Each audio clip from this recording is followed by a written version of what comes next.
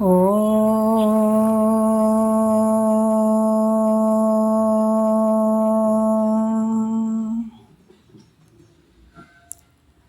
ಗುರುರ್ಬ್ರಹ್ಮ ಗುರುರ್ವಿಷ್ಣು ಗುರುರ್ದೇವೋ ಮಹೇಶ್ವರಃ ಗುರು ಸಾಕ್ಷಾತ್ ಪರಬ್ರಹ್ಮ ತಸ್ಮೈ ಶ್ರೀ ಗುರವೇ ನಮಃ. ಶ್ರೀ ಜಗದ್ಗುರು ಸಿದ್ಧಾರೂಢರ ಪಾದಕಮಲಗಳಿಗೂ, ಶ್ರೋತ್ರಿಯ ಬ್ರಹ್ಮನಿಷ್ಠ ಸದ್ಗುರು ಬಸವಾನಂದರ ಪಾದಕಮಲಗಳಿಗೂ, ಅವರ ಪ್ರತಿರೂಪದಂಥ ನಿಜಗುಣಪ್ಪನವರ ಪಾದಕಮಲಗಳಿಗೂ ನನ್ನ ದೀರ್ಘದಂಡ ಪ್ರಣಾಮಗಳನ್ನು ಸಲ್ಲಿಸುತ್ತಾ, ಎಲ್ಲ ಮಹಾತ್ಮರ ಪಾದಕಮಲಗಳಿಗೂ ನನ್ನ ದೀರ್ಘದಂಡ ಪ್ರಣಾಮಗಳನ್ನು ಸಲ್ಲಿಸುತ್ತಾ, ಮನದಲ್ಲಿ ಸ್ಮರಿಸಿಕೊಳ್ಳುತ್ತಾ, ತಮ್ಮೆಲ್ಲರಿಗೂ ವಂದಿಸುತ್ತಾ, ಇವತ್ತಿನ ಪರಮಾನುಭವಬೋಧೆ ಬಹಳಷ್ಟು ಅದ್ಭುತವಾದಂತಹ ವಿಚಾರ. ಬೃಹದಾರಣ್ಯಕ ಉಪನಿಷತ್ತಿನಿಂದ ಆಯ್ದಂತಹ ಭಾಗ. ಯಾಜ್ಞವಲ್ಕ್ಯ ಮತ್ತು ಮೈತ್ರಾದೇವಿಯ ವರ ಸಂವಾದವಾದಂಥ ವಿಚಾರಗಳನ್ನು ನಾವು ನೋಡ್ತಾ ಇದ್ದೀವಿ. ನಮಗಂಥ ಭಾಗ್ಯ ಆದಂಥ ತಿಳ್ಕೊಳ್ಬೇಕು. ಈ ಒಂದು ಪರಮಾನುಭವಬೋಧೆ 6ನೇ ಸಂಧಿ ಒಳಗೆ ಇವತ್ತಿನ ಆಧಾರದ ಸೂತ್ರ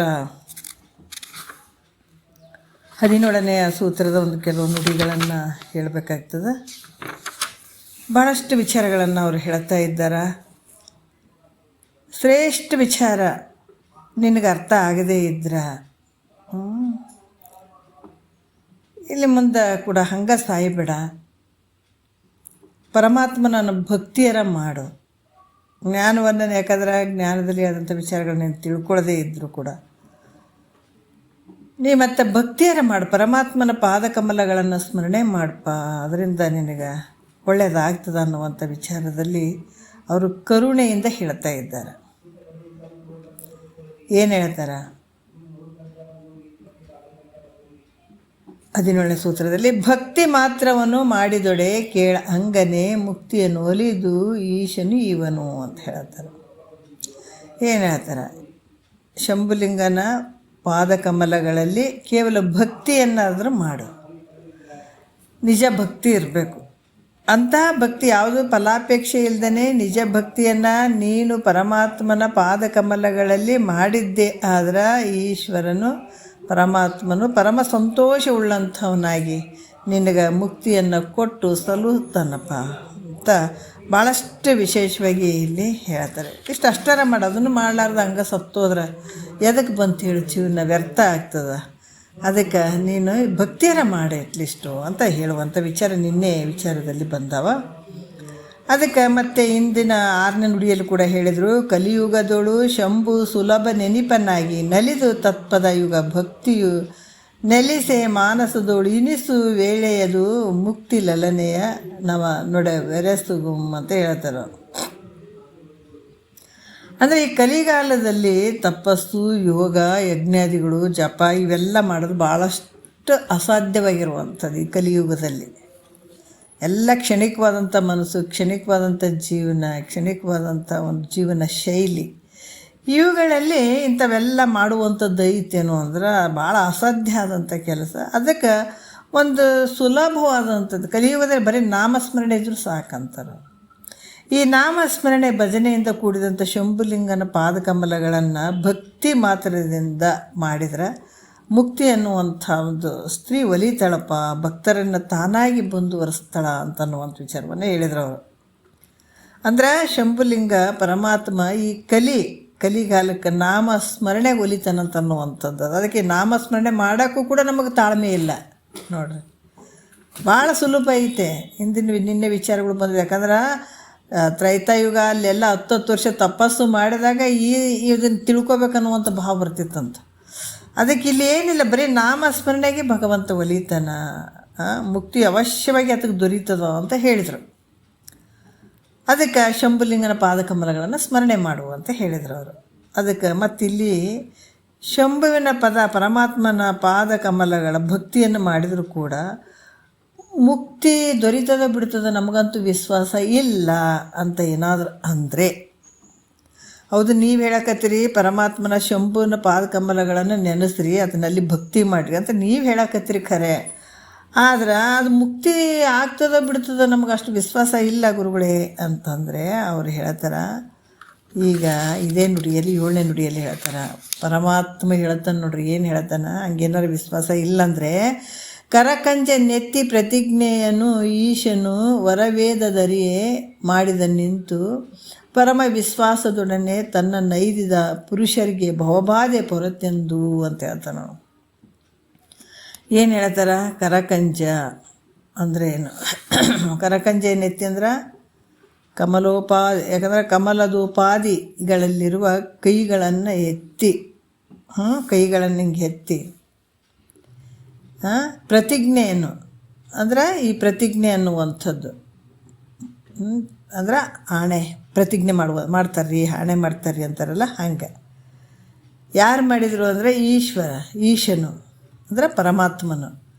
ವರವೇದವರಿಯೇ ನೋಡ್ರಿ ಏನು ಹೇಳ್ತಾ ಇದ್ದಾರ, ವರವೇದವರಿಯೇ ಅಂದರೆ ವೇದಗಳಲ್ಲಿ ಪ್ರಸಿದ್ಧ ಇರುವಂಥದ್ದು ಮಾಡಿದ. ಯಾವ ರೀತಿ ಅಂತಂದ್ರೆ, ಯಾರು ನನ್ನನ್ನು ಕುರಿತು ಪರಮಾತ್ಮ ಎರಡೂ ಕೈ ಎತ್ತಿ, ನಾನು ಕೆಲವೊಂದು ವಿಚಾರಗಳದಾಗ ಬಂದಾವ, ಪರಮಾತ್ಮ ಕೇಳಿದಂಥ ಭಕ್ತರಿಗೆ, ತನ್ನ ಸ್ಮರಣೆ ಮಾಡಿದಂಥ ಭಕ್ತರಿಗೆ ನಾನು ಯಾವತ್ತೂ ಕೈ ಬಿಡಂಗಿಲ್ಲ ಅಂತನ್ರಿ ಅಂತ ಹೇಳಿದ್ದು ಇವಾಗ ಬಂದಿದೆ ನೋಡಿ. ಹೇಳ್ತಾರೆ ಅವರು, ಯಾರು ನನ್ನನ್ನು ಕುರಿತು ಭಾಳಷ್ಟು ವಿಶ್ವಾಸದಿಂದ ನನಗೆ ಶರಣಾಗತರಾಗ್ತಾರೋ ಅವರಿಗೆ ಜನನ ಮರಣಾದಿ ಸಂಸಾರಗಳು ಏನು ಇದಾದಲ್ಲ ಸಂಸಾರ ಅಂತ ತಾಪ ಅವರಿಗೆ ಎಂದೂ ಆಗಂಗಿಲ್ಲ ಅಂತ ಹೇಳ್ತಾರೆ ಅವರು.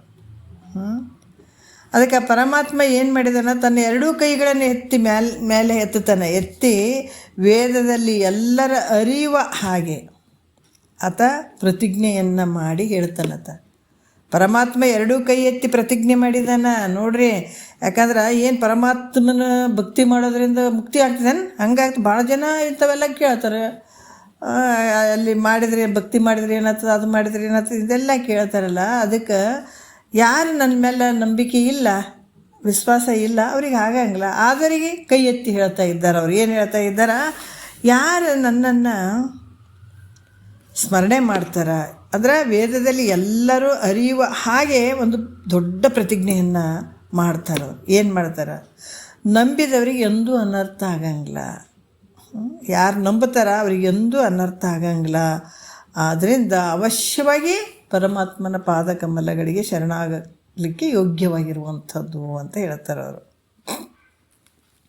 ಪ್ರತಿಜ್ಞೆ ಯಾವುದು ಪ್ರತಿಜ್ಞೆ ಮಾಡಿದ್ರು ಅವರು? ಅಲ್ಲ, ಪ್ರತಿಜ್ಞೆ ಮಾಡಿದ್ರು ಅಂತ ಹೇಳಿದ್ರು. ಖರೆ ಯಾವ ಪ್ರತಿಜ್ಞೆ ಮಾಡಿದ್ರು ಅವರು ಅಂತಂದ್ರೆ ಇಲ್ಲಿ ಮುಂದೆ ಹೇಳ್ತಾರೆ ಅವರು. ಯಾರು ಪರಮಾತ್ಮ ಮಾಡಿದಂಥ ಪ್ರತಿಜ್ಞೆ ಯಾವುದನ್ನು ಮಾಡಿದ ಅಂತಂದ್ರೆ ಎಷ್ಟು ಚಂದ ಹೇಳ್ತಾರೆ ನೋಡ್ರಿ. 8ನೇ ನುಡಿಯಲ್ಲಿ ನೋಡ್ರಿ, ಇವೆಲ್ಲ ಭಗವಂತನ ವಾಣಿ ರೀ. ಇವೆಲ್ಲ ಕೇಳ್ಬೇಕಂದ್ರೆ ಭಾಳ ಜನ್ಮದ ಪುಣ್ಯ ಇವು. ಇವು ಕಿವಿಗೆ ಬಿದ್ದೋರೆ ಧನ್ಯರು ನೋಡ್ರಿ ಇವು. ಅದಕ್ಕೆ ಹೇಳ್ತಿದ್ದಲ್ಲ, ಇದು ಕೇಳ್ತಾ ಬೆಂಕಿ ಏನಂದ್ರೆ ಕೈ ಇಟ್ಟು ಸುಡಬಾರ್ದು ಅಂದರೂ ಸುಡುತ್ತದ. ಅದು ಸುಡಂಗಿಲ್ಲ ಅಂತ ಕೈ ಇಟ್ಟರು ಕೂಡ ಸುಡುತ್ತದೆ. ಹಂಗೆ ಇದು ಗುರುನಾಥನ ವಾಕ್ಯಗಳು ಕಿವಿಗೆ ಬಿದ್ದರೆ ಕೆಲಸ ಮಾಡೇ ಮಾಡ್ತಾವೆ.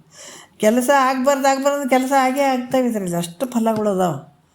ಅದಕ್ಕೆ ಇಲ್ಲಿ ಹೇಳ್ತಾರೆ ಏನಂದ್ರೆ, ತನು ವಿಯೋಗದೊಳೊಮ್ಮೆ ನೆನೆಯದಿರಲು ಅನುರಾಗದಿಂದೆನ್ನ ಭಕ್ತರಿಗೆ ಘನಮುಕ್ತಿಯನ್ನು ತಾನೇ ನೆನೆದು ಇವನೆಂದು ಮಾನಿನಿರನ್ನೇ ಸತ್ಯದೋಳು ಪುಸಿ ಉಂಟೆ,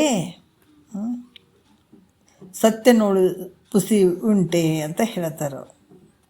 ಅಂದರೆ ಏನು ಹೇಳ್ತಾರೆ, ಮಾನಿನಿರನ್ನೇ ಅಂತ ತಗೊಳ್ತಾರೆ ಇಲ್ಲಿ. ಮಾನಿನಿರನ್ನೇ ಅಂತ ಅಂದರೆ ಮರ್ಯಾದೆ ಸ್ತ್ರೀಯರಲ್ಲಿ ರತ್ನಪ್ರಾಯದಿಂದ ಕೂಡಿದಂಥ ಮೈತ್ರಾದೇವಿ.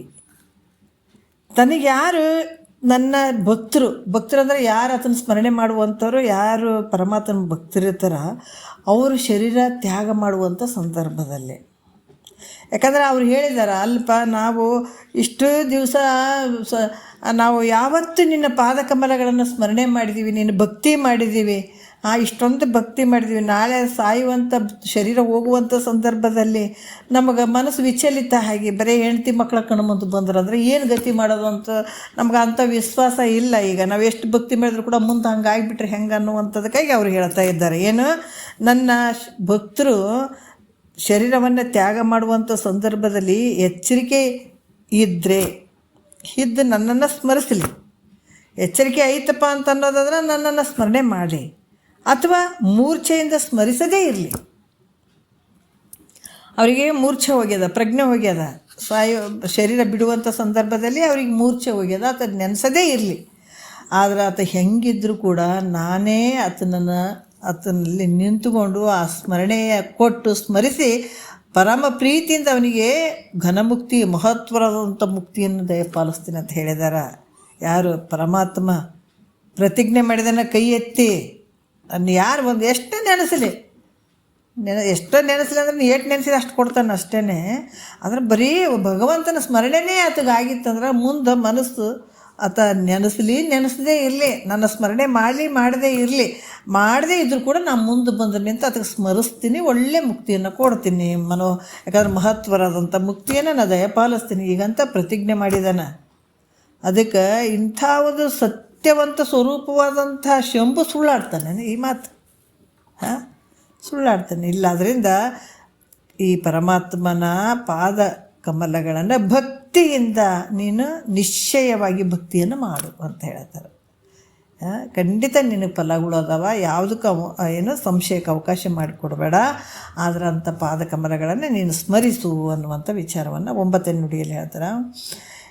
ಅದಕ್ಕೆ ಶಂಭುವಿನ ಸ್ಮರಣೆಯು ಮುಕ್ತಿಯನ್ನು ಕೊಡ್ತದಂತ ಎಲ್ಲರೂ ನಂಬಬೇಕಾದಂಥದ್ದು ಅಂತ ಹೇಳ್ತಾರೆ ಅವರು 9ನೇ ನುಡಿಯಲ್ಲಿ. ಅನಿಮಿತ್ತ ಬಂಧು ದಯಾಳು ಶಂಕರನು ಈಶನು ಅನಘನು ಆನಂದನು ವಾರಿಧಿ ತನ್ನ ನೆನಹು ಮಾತ್ರದೊಳು ಮುಕ್ತಿಯ ನೀವನೆಂದು ಸಜ್ಜನರು ನಂಬಿಹುದು ಸುಸ್ಥಿರಮಾಗಿ. ಎಷ್ಟು ಚಂದ ಹೇಳ್ತಾರೆ ನೋಡ್ರಿ. ಏನು ಹೇಳ್ತಾರೆ? ಅನಿಮಿತ್ತ ಬಂಧು ಅಂದರೆ ಏನೊಂದು ನಿಮಿತ್ತವಿಲ್ಲದೆ ಆಪ್ತನಾಗಿರುವಂಥವನು ಯಾರು? ಪರಮಾತ್ಮ. ಅನಿಮಿತ್ತ ಬಾಂಧವ ಯಾವಾಗಲೂ ಇರುವಂಥ ನಿಮಿತ್ತ ಬಾಂಧವರು ಯಾರಂದ್ರೆ ರಕ್ತ ಸಂಬಂಧಿಗಳು ನಿಮಿತ್ತ ಬಾಂಧವರು ಆಗ್ತಾರೆ. ಇಲ್ಲೇ ಕಾಣ್ತೀವಿ, ಇಲ್ಲೇ ಮಾತುಕತೆ ಆಡ್ತೀವಿ, ಇಲ್ಲೇ ಬಿಡ್ತೀವಿ, ಹೊಂಟು ಬಿಡ್ತೀವಿ, ಅವ್ರು ಏನು ನಮಗಿದೆ ಇರಂಗಿಲ್ಲ. ಆದರೆ ಅನಿಮಿತ್ತ ಬಾಂಧವರು ಜನ್ಮದಲ್ಲೇ ಇರುವಂಥವ್ರು ನೋಡ್ರಿ. ಜನ್ಮದಲ್ಲಿ ಬಂದಂಥ ಬಂಧ ಇದು ಅನಿಮಿತ್ತ ಬಾಂಧವ ಅಂತ. ಅದಕ್ಕೆ ಈ ರೀತಿಯಾಗಿ ದಯಾಳು ಅಂದ್ರೆ ಯಾರಾದರೂ ಅಪಕಾರ ಮಾಡಿದರು ಅಂತಂದ್ರೂ ಕೂಡ ಅವ್ರಿಗೆ ಉಪಕಾರ ಮಾಡುವಂಥ ಭಾವ ಇರುವಂಥವನು ದಯಾಳು. ಶಂಕರನು ಅಂದರೆ ಶಂಕರ ಅಂತ ಅನ್ನುವಂಥ ಹೆಸರೇ ಸುಖ ರೂಪದಿಂದಿರುವಂಥದ್ದು, ಆನಂದ ರೂಪವಾಗಿರುವಂಥದ್ದು. ಈ ರೀತಿ ಈ ಜಗತ್ತನ್ನು ಈಶ್ವರ, ಈ ಜಗತ್ತನ್ನು ಆತ ತನ್ನದರಲ್ಲಿ ಇಟ್ಕೊಂಡಂಥದ್ದು, ಜಗತ್ತನ್ನು ಆಳುವಂಥವನು. ಅನಗನಂದ್ರು ಪಾಪರಹಿತನಾಗಿರುವಂಥವನು. ಆನಂದ ವಾರಿಧಿ ಅಂದರೆ ಅದು ಆನಂದದಲ್ಲಿ ಸಮುದ್ರೋಪಾದಿಯಿಂದ ಕೂಡಿದಂಥದ್ದಿದ್ದ ಅಂಥ ಆನಂದವುಳ್ಳಂಥವನು. ತನ್ನ ನೆನಹು ಮಾತ್ರದಳು ಅಂತಂದ್ರೆ ಸ್ಮರಣೆ ಮಾತ್ರದಿಂದ ಮೋಕ್ಷವನ್ನು ಕೊಡುವಂಥವನು. ಇದನ್ನು ನಂಬು ಅಂತ ಹೇಳ್ತಾರೆ ನೋಡ್ರಿ. ಇದನ್ನು ನಂಬು. ಯಾಕಂತಂದ್ರೆ ಪರಮಾತ್ಮ ನಿಮಿತ್ತ ಬಂದು ಹಲವಾರು ಸದ್ಗುಣ. ಯಾಕಂದ್ರೆ ಪರಮಾತ್ಮ ತನ್ನ ಸ್ಮರಣೆ ಮಾತ್ರದಿಂದ ಅದೇನು ಮಾಡ್ತಾನೆ? ಮುಕ್ತಿಯನ್ನು ಕೊಡ್ತಾನೆ. ಯಾರು? ಅನಿಮಿತ್ತ ಬಂಧು ದಯಾಳು ಶಂಕರನು ಈಶನು ಅನಘನು ಆನಂದವಾರಿಧಿ ತನ್ನ ನೆನಹು ಮಾತ್ರದೊಳಂತ. ಅದು ಹೆಂಗದನ? ಅನಿಮಿತ್ತ ಬಂಧುನೂ ಅದನ್ನ, ದಯಾಳು ಅದನ್ನು ನೋಡ್ರಿ. ದಯಾಳು ಇರುವಂಥವನು. ಶಂಕರನು ಸುಖರೂಪವಾಗಿರುವಂಥವನು. ಈಶ್ವರನು ಜಗತ್ತನ್ನು ಸೃಷ್ಟಿ ಕಾರಣದಂಥವು ಇದೆಲ್ಲ ಮಾಡುವಂಥದ್ದು ಈಶ್ವರಂದು. ಅನಘನಂದ್ರೆ ಯಾವುದೇ ಪಾಪ ಇರದೇ ಇರುವಂಥವನು, ರಹಿತನು, ಪಾಪರಹಿತನು. ಆನಂದದ ಒಂದು ವಾರಿಧಿ ಅಂದರೆ ಸಮುದ್ರ. ತನ್ನ ನೆನಹು ಮಾತ್ರದಳು. ಇಂಥ ಒಂದು ಪರಮಾತ್ಮನ ಸ್ವರೂಪವನ್ನು ಒಂದು ನೆನಪು ಸ್ಮರಣೆ ಮಾತ್ರದಳು ಮುಕ್ತಿಯನ್ನು ಇವನು ಅಂತ ಹೇಳ್ತಾರೆ. ನೆನಪು ಮಾತ್ರದಿಂದ ಮುಕ್ತಿಯನ್ನು ಕೊಡುವಂಥದ್ದು. ಹಂಗೆ ಸಜ್ಜನರು ನಂಬಿಹುದು ಸುಸ್ಥಿರಮಾಗಿ. ಇದನ್ನು ದೃಢವಾಗಿ ಸಜ್ಜನರು ನಂಬ್ರಿ ಅನ್ನುವಂಥ ವಿಚಾರವನ್ನು ಹೇಳ್ತಾರೆ ಅವರು 10ನೇ ನುಡಿಯಲ್ಲಿ ಹೇಳ್ತಾರೆ. ಅದರಿಂದಲೇ ಶಿವಸ್ಮರಣದಿಂದ ಸರ್ವರಿಗೂ ಮುಕ್ತಿ ಆಗ್ತಂತ ಹೇಳ್ತಾರೆ ಅವರು. ಏನು? ಕುಂದದಿಹುದು ದೋಷವಿಧಿ ಕಲಿಯುಗದೊಳಗೊಂದು ಎನಿತು ಒಳಿತಿಲ್ಲ. ಇಲ್ಲಿ ಕಲಿಯುಗದೋಳು ಒಂದು ಒಳಿತಿಲ್ಲೆಂದು ಮರಿಯಲಿಕೆ ಮಂದಗಮನೆ ಶಿವಪದದ ನೆನಹು ಮಾತ್ರದಿಂದ ಅಕ್ಕುಂ ಅಖಿಳರಿಗೆ ವರಮುಕ್ತಿ ಅಂತ ಹೇಳ್ತಾರೆ ಅವರು. ಮಂದಗಮನ ಅಂದರೆ ಸಾವಕಾಶವಾಗಿ ನಡೆಯುವಂಥ ಮೈತ್ರಾದೇವಿಗೆ ಕಲಿಯುಗದಲ್ಲಿ ನೋಡ್ರಿ. ಯಾಕಂದ್ರೆ ಕಲಿಯುಗದಲ್ಲಿ ಪಾಪ ಕೊರತೆಯಾಗದೆ ಏನಾಗ್ಯದ? ಅಧಿಕವಾಗಿರುವಂಥದ್ದು. ಕಲಿಯುಗದಲ್ಲಿ ಜಾಸ್ತಿ ಆಗಿರುವಂಥದ್ದು.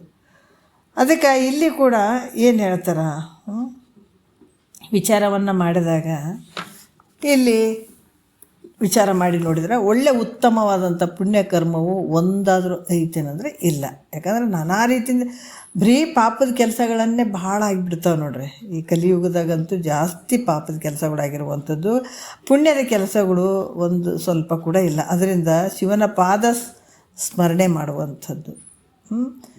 ಯಾಕಂದರೆ ಪುಣ್ಯದ ಕೆಲಸಗಳನ್ನು ಮಾಡಿಕೊಂಡು ಈ ಪಾಪದನ್ನುವಂಥ ದುಃಖದಿಂದ ನೀವು ಬಿಡುಗಡೆ ಆಗಬೇಕಾಗಿತ್ತಂದರೆ ಶಿವನ ಒಂದು ಪಾದ ಸ್ಮರಣೆ ಬಿಟ್ಟರೆ ಮತ್ತೊಂದು ಉಪಾಯದಿಂದ ಮುಕ್ತಿ ಆಗಂಗಿಲ್ಲ.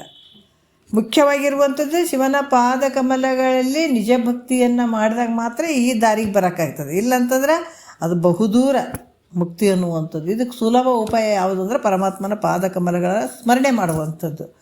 ಅದಕ್ಕೆ ಈ ರೀತಿ ಈ ಪಾದ ಕಮಲಗಳನ್ನು ಸ್ಮರಣೆ ಮಾಡದೇ ಇದ್ದರೆ ಮುಕ್ತಿ ಅಲ್ಲಿ ಆಗಂಗಿಲ್ಲ, ಆಗೋದಿಲ್ಲ ಅಂತ ಕೂಡ ಹೇಳ್ತಾರೆ. ಅಂದರೆ ಪಾಪರಾಶಿ ಹೋಗಿ ಪವಿತ್ರದ ಮುಕ್ತಿಯನ್ನು ಶಿವಪಾದದ ನೆನಪು ಕೊಡ್ತದೆ. ಯಾಕಂದ್ರೆ ಪರಮಾತ್ಮನ ಒಂದು ಪಾದ ಕಮಲಗಳಲ್ಲಿ ನೀನು ಭಕ್ತಿ ಮಾಡಿದ್ದೆ ಆದ್ರೆ ನಿನ್ನಲ್ಲಿರುವಂಥ ಪಾಪರಾಶಿ ಹೋಗಿಬಿಡ್ತದೆ. ಪಾಪರಾಶಿ ಹೋಗಿ ಪವಿತ್ರವಾದ ಮುಕ್ತಿಯನ್ನು ಮತ್ತು ಶಿವಪದದ ನೆನಪು ಕೊಡ್ತದೆ. ಶಿವನ ಒಂದು ಪಾದ ಕಮಲಗಳ ಒಂದು ಸ್ಮರಣೆ ನಿಂದ ಏನಿರ್ತದೆ ಅಲ್ಲಿ ನಿನಗೆ ಪವಿತ್ರವಾದ ಮುಕ್ತಿಗೆ ಕಾರಣ ಆಗ್ತದೆ ಅನ್ನುವಂಥ ವಿಚಾರವನ್ನು ಹೇಳ್ತಾರೆ ಅವರು. ಮತ್ತು 11ನೇ ನುಡಿಯಲ್ಲಿ ಹೇಳ್ತಾರೆ, ಅದರಿಂದ ಶಂಭು ಪದ ಭಕ್ತಿಯಿಂದಲೇ ಮುಕ್ತಿಯೆಂದು ನಂಬಿದವನೇ ಮುಕ್ತನೆಂದು ಹೇಳ್ತಾರೆ ಅವರು. ಅದಕ್ಕೆ ಇದು ನಿಜ ಭಕ್ತಿವಂತು ನೋಡ್ರಿ, ಭಾಳ ಮುಖ್ಯವಾಗಿ ವೇದ ಪ್ರಿಯನೂ ಅಲ್ಲ ನಾದ ಪ್ರಿಯನೂ ಭಕ್ತಿ ಪ್ರಿಯ ನಮ್ಮ ಕೂಡಲ ಸಂಗಮ ದೇವ. ಎಷ್ಟು ನೋಡ್ರಿ, ಇವು ನಾವು ಕ್ರಮವಾಗಿ ಕೇಳಬೇಕು. ಇವನ್ನ ಮಹಾತ್ಮರು ವಚನಗಳು ಸುಮ್ಮನೆ ಬರ್ತಾರನ್ನ, ಅವರು ಮೂಲ ಬೇರುಗಳನ್ನೆಲ್ಲ ತಿಳ್ಕೊಂಡ್ರು, ಅರ್ಥ ಮಾಡಿಕೊಂಡ್ರು. ಇದನ್ನೆಲ್ಲ ಅದಕ್ಕೆ ಏನು ಇವೆಲ್ಲ ವಚನಗಳಿಗೆ ಮೂಲ ತತ್ವವನ್ನು ಅರ್ಥಕೊಂಡು ಕುಣ್ಕೊಂತ ಬರೆದ್ರು. ಎಲ್ಲ ವಚನಗಳು ತತ್ವ ಪದಗಳು ಆನಂದವಾಗಿ ಬರೆದಂಥವು ಎಲ್ಲ ಎಷ್ಟು ಚಂದ ಹೇಳ್ತಾರೆ ನೋಡ್ರಿ. ಯಾಕಂದ್ರೆ ಭಕ್ತಿ ಪ್ರಿಯ ನಮ್ಮ ಕೂಡಲ ಸಂಗಮ ದೇವ. ಭಕ್ತಿಗೆ ಒಲಿತಾನತ, ನೀವು ಬೇಕಾದಷ್ಟು ಮಾಡಿರಿ, ಯಾವುದಕ್ಕೂ ಒಲಿಯಂಗಿಲ್ಲತ. ನಿನ್ನಲ್ಲಿರುವಂಥ ಶುದ್ಧ ಭಕ್ತಿಗೆ ಒಲಿತಾನ ಭಗವಂತ. ಅದಕ್ಕೆ ಭಕ್ತಿಯಿಂದಲೇ ಮುಕ್ತಿ ಅನ್ನುವಂಥದ್ದು ಯಾರು ನಂಬುತ್ತಾರ, ನಂಬಿದವನೇ ಮುಕ್ತ ಅಂತ ಹೇಳ್ತಾರೆ ಅವರು 11ನೇ ನುಡಿಯಲ್ಲಿ. ಅದರಿಂದ ಭಕ್ತಿ ಮಾತ್ರದೇ ಶಂಭು ನಿಜ ಮುಕ್ತಿ ಪದವನ್ನೀಯುವುದು ತತ್ಯಬಹುದಾಗಿ ಪದುಳದಿಂದ ಅನ್ಯವನ್ನೆಳಸದೆ ಸದ್ಭಕ್ತಿ ಯೊದ ಉಳ್ಳವನೇ ಮುಕ್ತನಿದು ಸಿದ್ಧ ಅಂತ ಹೇಳ್ತಾರೆ. ಅದರಿಂದೇ ಅಂದ್ರೆ ಈ ಕಾರಣದಿಂದೇ ಯಾರು ಕೇವಲ ಭಕ್ತಿಯಿಂದ ಅಂದರೆ ಭಕ್ತಿ ಮಾತ್ರವೇ ಶಂಭು ನಿಜ ಮುಕ್ತಿ ಪದವನ್ನೀಯುವುದು ನೋಡ್ರಿ. ಯಾಕಂದರೆ ನಿಜ ಭಕ್ತಿ ಬರೇ ಭಕ್ತಿಗಳು ಬೇರೆ, ತತ್ಯಬಹುದಾಗಿ ಅಂದರೆ ಸತ್ಯವಾದ್ದರಿಂದ ನೀನೇ. ಯಾಕಂದ್ರೆ ಭಾಳಷ್ಟು ಭಕ್ತಿ ಉಳ್ಳಂಥವ್ರನ್ನ ಭಾಳ ಭಕ್ತ ಸಿರಿಯಾಳನ್ನು ನೋಡಿರ್ಬೋದು. 63 ಮಂದಿ ಪುರಾತನರ ಬಗ್ಗೆ ನಿಜಗೊಂಡ್ರೆ ಭಾಳಷ್ಟು ಬರ್ಕೊಂಡು ಬಂದಿದ್ದಾರೆ. ಎಂಥೆಂಥ ಭಕ್ತಿಗಳ್ರಿ ಅವು. ನಾವು ಉರಿಲಿಂಗ ಪೆದ್ದಿಂದು ನೋಡ್ಬೋದು, ಆಮೇಲೆ ಭಕ್ತ ಸಿರಿಯಾಳದ್ದು ನೋಡ್ಬೋದು, ಭಕ್ತ ಕುಂಬಾರಂದು ನೋಡ್ಬೋದು, ಆಮೇಲೆ ಬೇಡ್ರ ಕಣ್ಣಪ್ಪಂದು ನೋಡ್ಬೋದು. ಎಂಥ ಭಕ್ತಿ ರೀ ಅವೆಲ್ಲ. ಅದಕ್ಕೆ ಇಲ್ಲಿ ಕೂಡ ಹೇಳ್ತಾರೆ, ಈ ಕಾರಣದಿಂದ ಕೇವಲ ಯಾರು ಭಕ್ತಿಯನ್ನು ಪರಮಾತ್ಮನ ಸ್ವರೂಪಭೂತವಾದಂಥ ಮುಕ್ತಿ, ಯಾಕಂದ್ರೆ ಈ ಮುಕ್ತಿಯು ತನಗೆ ದೊರೀತದ ಅಂತ ಒಂದು ಪರಮಾತ್ಮನ ಪಾದ ಕಮಲಗಳಿಗೆ ನಾನು ಶರಣು ಹೋಗಿದ್ದೀನಿ ಅಂತ ಭಕ್ತಿಯನ್ನು ಮಾಡಿದ್ದೆ ಆದರೆ ಮುಕ್ತಿ ತನಗೆ ದೊರೀತದಂತ ಯಾರು ತಿಳಿದಿರ್ತಾರೋ ಅವನು ಸತ್ಯವಾಗಿ ಮುಕ್ತಿಯನ್ನು ಹೊಂದುತ್ತಾನೆ ನಂಬಿಕೆ. ಅದಕ್ಕೆ ಹೇಳ್ತಾರೆ, ಅಂತ ಒಂದು ಇಷ್ಟೊಂದು ಭಕ್ತಿ ಮಾಡ್ತೀನಿ, ನನಗೆ ಯಾವತ್ತೂ ಕೈ ಬಿಡಂಗಿಲ್ಲ, ನನಗೆ ಖಂಡಿತ ಮೋಕ್ಷ ಕೊಟ್ಟೇ ಕೊಡ್ತಾನೆ ಅನ್ನುವಂಥ ಯಾರು ಆ ತೀವ್ರತರವಾದಂಥ ಭಾವನೆಯಿಂದ ಭಕ್ತಿ ಮಾಡ್ತಾರೋ ಖಂಡಿತ ಮುಕ್ತಿಯನ್ನು ಪಡ್ಕೊಳ್ತಾರೆ ಅವರು. ಇದರಲ್ಲಿ ಯಾವ ಸಂಶಯ ಇಲ್ಲ ಮೈತ್ರ ಅಂತ ಹೇಳ್ತಾರೆ. ಇದ್ರಾಗ ಯಾವ ಸಂಶಯ ಇಲ್ಲ. ಆದರೆ ಭಕ್ತಿನಿಂದ ದೃಢಾಗಿರಬೇಕು ನೋಡಿರಿ. ಮುಕ್ತಿ ಅನ್ನುವಂಥದ್ದು ಆನಂದದ್ದು, ಅದು ಕಳಶ ಇದ್ದಂಗೆ.